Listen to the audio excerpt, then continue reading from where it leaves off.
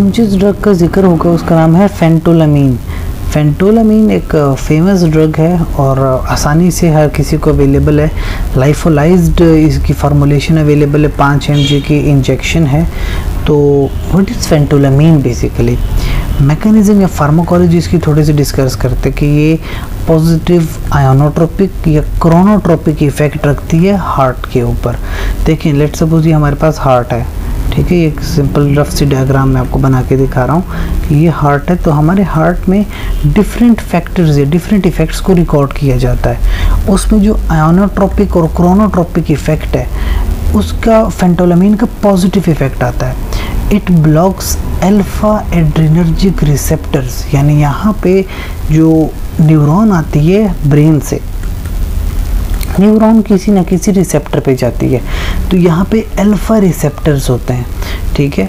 तो ये न्यूरॉन जो है ये अल्फा रिसेप्टर्स के ऊपर जाती है और जो हमारे पास ड्रग है ये अल्फा ब्लॉकिंग करती है, अल्फा रिसेप्टर को ब्लॉक कर देती है, ठीक है।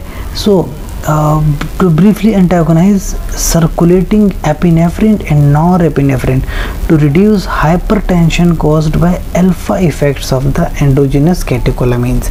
यकीन करता हूँ आपको बात समझ आ गई कि हमारे पास हार्ट पे जो हाइपरटेंशन यानी बहुत ज़्यादा हाई ब्लड प्रेशर जो होता है, तो हाई ब्लड प्रेशर को ख़त्म करने के लिए फेंटोलामीन अल्फा रिसेप्टर को ब्लॉक कर देती है, जिसकी वजह से हाई ब्लड प्रेशर नीचे आ जाता है, क्योंकि एपिनेफ्रीन और नॉर एपिनेफ्रीन फिर अपने जो है रिसेप्टर पे जो है बाइंड नहीं कर पाता, तो ब्लड प्रेशर मेंटेन रह जाता है। तो हाफ़ लाइफ इसकी 19 मिनट्स की है, बहुत ही शॉर्ट हाफ लाइफ है। ड्यूरेशन टोटल इसका 30 to 45 मिनट्स है। एक्सक्रीशन यूरिन से हो जाती है इसकी, हेपेटिक्स यानी लिवर के अंदर मेटाबॉलिज्म हो जाती है। ऑनसेट 15 से 20 मिनट में फ़र्क आ जाता है और पीक इफ़ेक्ट ही 10 से 20 मिनट में आ जाता है। तो डोजेज फॉर्म क्या है कि पाउडर फॉर इंजेक्शन भी है और डायरेक्ट इंजेक्टेबल सोल्यूशन भी मिल जाता है। अच्छा, अब मेन चीज़ फियोक्रोमोसाइटोमा क्या है? देखिए लेट सपोज ये हमारे पास किडनी है, ठीक है, और किडनी के ऊपर एक ग्लैंड होता है, we call it adrenal gland. Adrenal gland के अंदर होता है एड्रिनल कॉर्टेक्स और मेडल्ला। एड्रिनल मेडल्ला से यहाँ से रिलीज़ होता है एपिनेफ्रीन, ठीक है। अब फियोक्रोमोसाइटोमा में जो यहाँ से एपिनेफ्रीन है वो बहुत हाई अमाउंट में रिलीज़ होती है।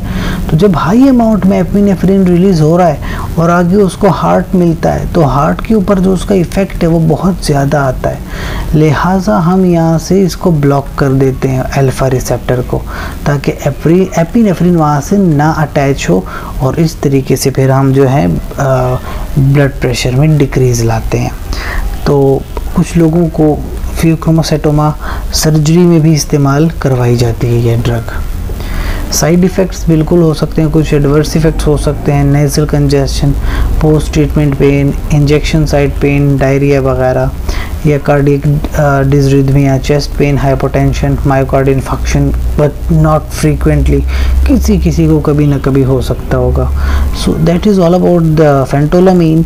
If you want to learn detailed pharmacology तो आप यूट्यूब पे जाके शबनूर मेडिसिन सर्च करें और आपको ये पेज मिलेगा। सो इस पे आपको डिटेल्ड फार्माकोलॉजी मिल जाएगी जो आपको क्लिनिकली बहुत हेल्प करेगी।